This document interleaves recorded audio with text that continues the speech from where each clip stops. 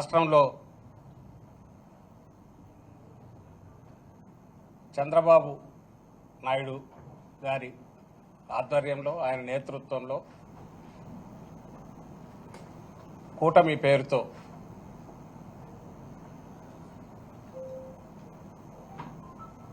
మొదలైన అరాచకపు నిరంకుశ మోసపూరిత పాలనకు మోసపూరిత వాగ్దానాలతో ప్రజలను భ్రమలో పెట్టి ఆయన తీసుకున్న ఆ తీర్పుకు ఈరోజు జూన్ 4కు ఏడాది అవుతుంది. ఈ ఏడాది బహుశా ఇంత అరాచక పాలన గారి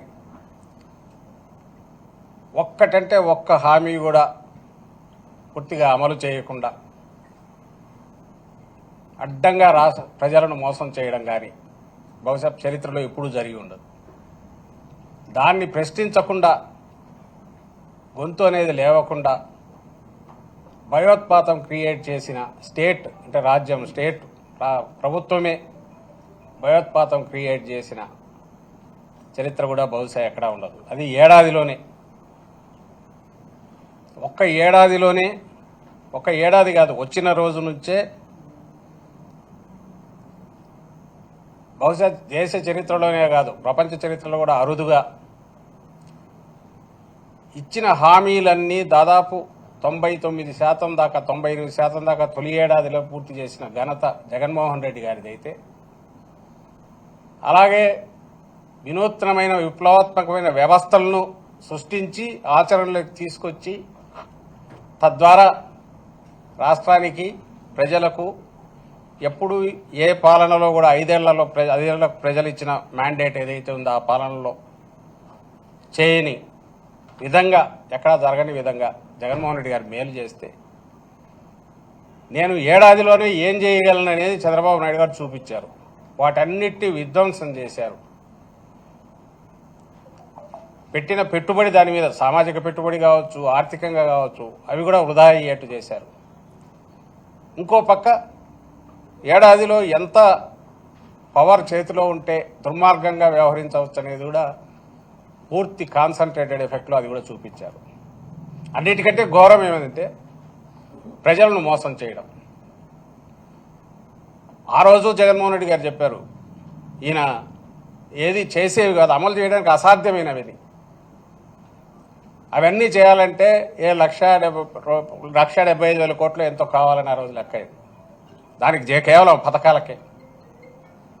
అది అసాధ్యమని చంద్రబాబు నాయుడుకు తెలుసు కాబట్టి ఆ అసాధ్యమైన హామీ చేసేటప్పుడు చిన్నది ఎందుకు చేయాలని అడ్డగోలుగా అసలు ఇంపాసిబుల్ హామీలు చేశాడు. ఇప్పుడు అది ఇంపాసిబుల్ అనేది తనే అంటున్నాడు. అది ఎట్లా అవుతాయి? కాదు కదా. దాని బదులు నేను సంపద ఇంకో రకంగా P4 ద్వారా అంటే స్పాన్సర్షిప్ లాగా ఎవరిని తీసుకొచ్చి వాళ్ళకి మిమ్మల్ని కలుపుతాము, మీరు చూసుకోండి అని అంటున్నాడు. లేదా సంపద సృష్టించే ఇదేదంటే నా చెవులో చెప్పండి అంటున్నాడు. అంటే నా బాధ్యత లేదంటున్నాడు, తన బాధ్యత ఏది లేదంటున్నాడు. ఇంకా ఈ మధ్య కొత్తగా ఇవన్నీ ఎందుకు 29 కంటే అసలు పేదరికం 0 చేస్తాం కదా, ఎక్కడ ఉండదు, ఇంకా అందువల్ల అవసరమే ఉంది అని అంటున్నాడు.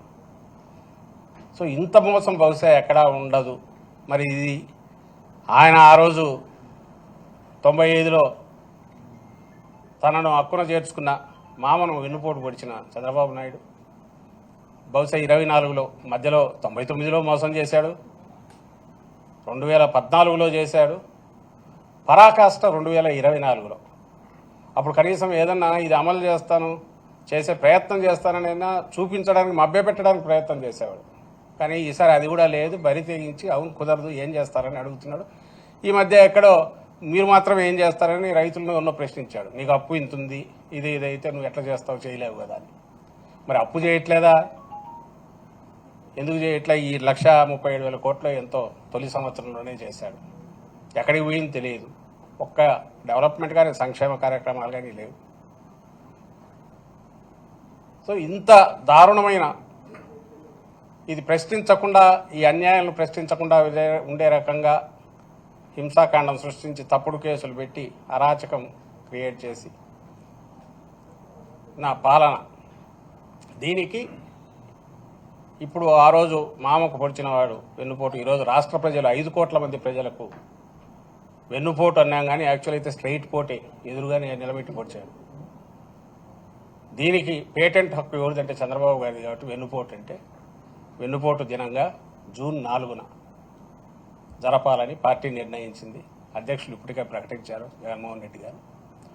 ఇది నియోజకవర్గ స్థాయిలో ర్యాలీల రూపంలో ప్రదర్శనగా వెళ్ళి అక్కడ ఉన్న ప్రభుత్వ ప్రతినిధులు ఎవరైతే ఉన్నారో అధికారులుగా నియోజకవర్గ స్థాయిలో ఎంఆర్ఓ కానీ ఆర్డీఓ కానీ జిల్లా కలెక్టర్లు కానీ శాంతియుతంగా ర్యాలీ జరిపి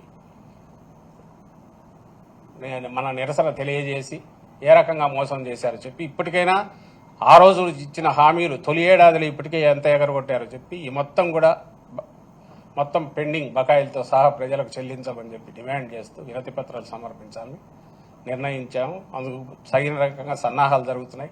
అందులో భాగంగానే ఈరోజు ఇక్కడ పోస్టర్ రిలీజ్ చేశాం. ఆ పోస్టర్ చూస్తేనే అర్థమవుతుంది ఆయన ఎంత బలంగా పొడిచాడు అనేది.